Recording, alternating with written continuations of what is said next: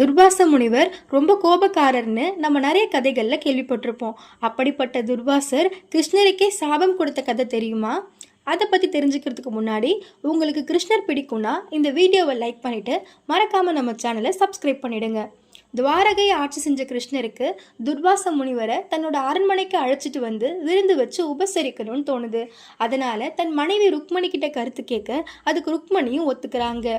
கிருஷ்ணர் துர்வாச முனிவர் ரொம்ப கோபக்காரர்னும் அவருக்கான உபசரிப்புல எந்த குறைவும் இருக்கக்கூடாது அப்படின்னு சொல்லிடுறாரு.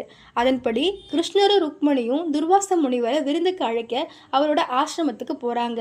அவங்களுடைய அழைப்பை ஏத்துக்கிட்ட துர்வாசர் தன்னை தேர்ல கூட்டிட்டு போகணும்னு சொல்றாரு. கிருஷ்ணர் வந்த தேரை காட்டிய துர்வாசர் தனக்கு புது தேர் வேணும்னும் அந்த தேரை நீங்க 2 பேரும் சேர்ந்து இழுக்கணும் அப்படின்னு சொல்லிடுறாரு.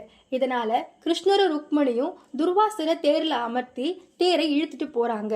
வெயிலோட தாக்கத்தால ருக்மணியால தாகம் தாங்க முடியாம கிருஷ்ணர்கிட்ட தனக்கு ரொம்ப தாகமா இருக்கிறதா சொல்றா. பொதுவாகவே விருந்தினரை உபசரித்து அதன் பிறகுதான் விருந்து கொடுக்குறவங்க உண்ணணும் அப்படிங்கிறது விருந்தோம்பலோட மரபு.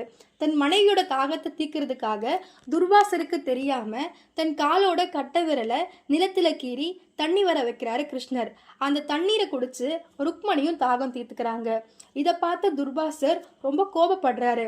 தன்னை உபசரிக்கிறதுக்கு முன்னாடியே ருக்மணி தன்னோட விரதத்தை முடிச்சதாக நீங்க 2 பேரும் 12 வருஷம் பிரிஞ்சு வாழணும் அப்படின்னு சாபம் கொடுக்குறாங்க. அதன்படி கிருஷ்ணரும் ருக்மணியும் 12 ஆண்டுகள் பிரிஞ்சு வாழ்ந்து பிறகு ஒன்று சேர்றாங்க.